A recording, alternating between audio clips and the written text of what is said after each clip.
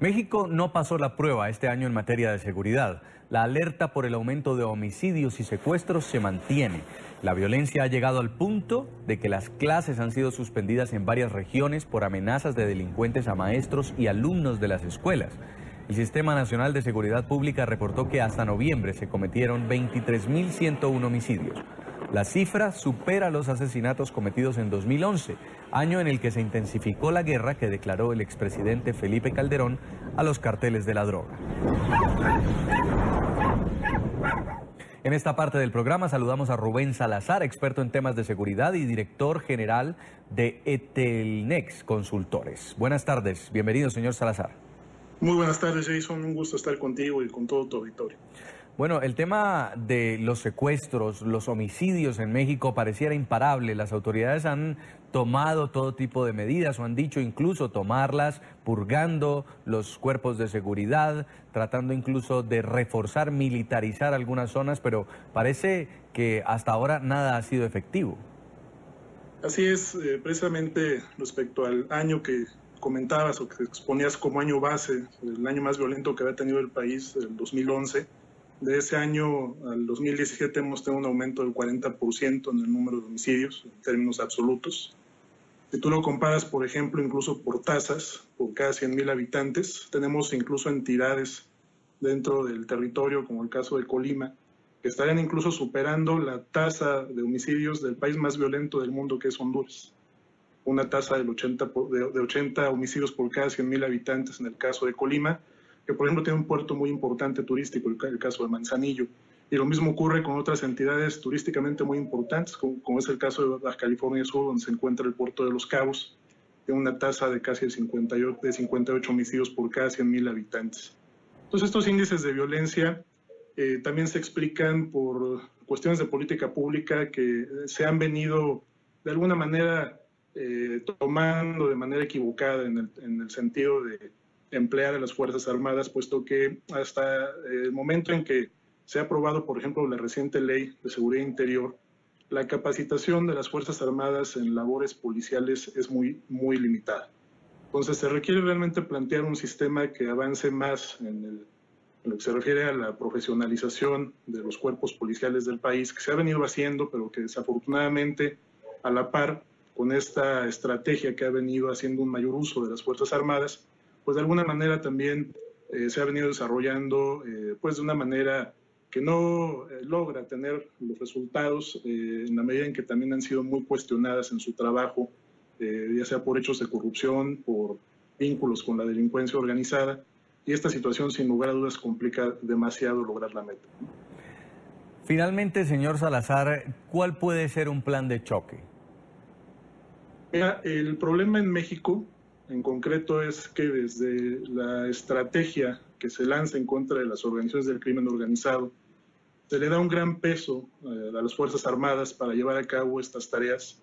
En el país se tienen, por ejemplo, 32 grupos de coordinación con cada una de las entidades para llevar a cabo distintas estrategias.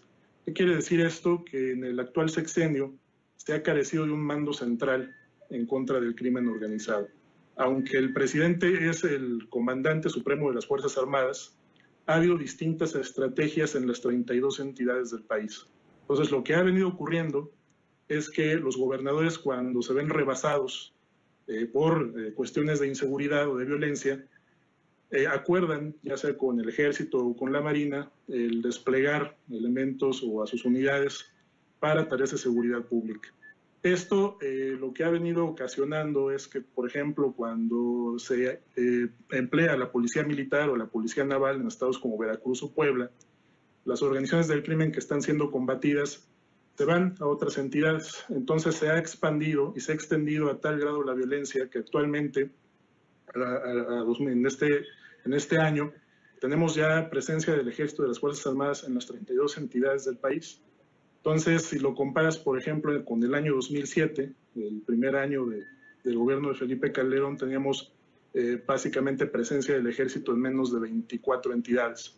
Entonces, hay una presencia que también se viene dando en la medida que carecemos de una estrategia centralizada en la que cada gobernador pues plantea sus propios esquemas y que lo único que viene haciendo es transferirle el problema a sus estados vecinos. Y en esta medida también el número de homicidios no solamente ha aumentado, también el número de secuestros y un dato también muy importante, el número de asaltos con violencia, que son los que más le están pegando a la población civil. Si lo comparamos, por ejemplo, en el 2017, todavía sin contabilizar los datos de diciembre, tenemos ya alrededor de 220,000 asaltos con violencia, comparado con los 160,000 asaltos con violencia que se cometieron en el mismo periodo del 2016, de enero a noviembre. Entonces, este es un dato que nos refleja cómo una mala estrategia de combate a la delincuencia organizada, entiéndase los cárteles, viene ya generando secuelas importantes también en delitos de alto impacto social, en concreto extorsión, secuestro y asaltos con violencia.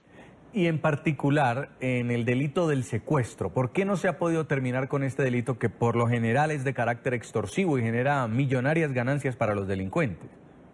Es correcto. Mira, una tendencia que hemos observado es que en cuanto se lleva a cabo esta estrategia de combate al narcotráfico, a los cárteles del narcotráfico, se vienen incrementando otros delitos que han sido delitos emergentes para estas organizaciones. El secuestro ha sido uno de ellos. Por ejemplo, en el sexenio de Felipe Calderón tuvimos 6,500 secuestros.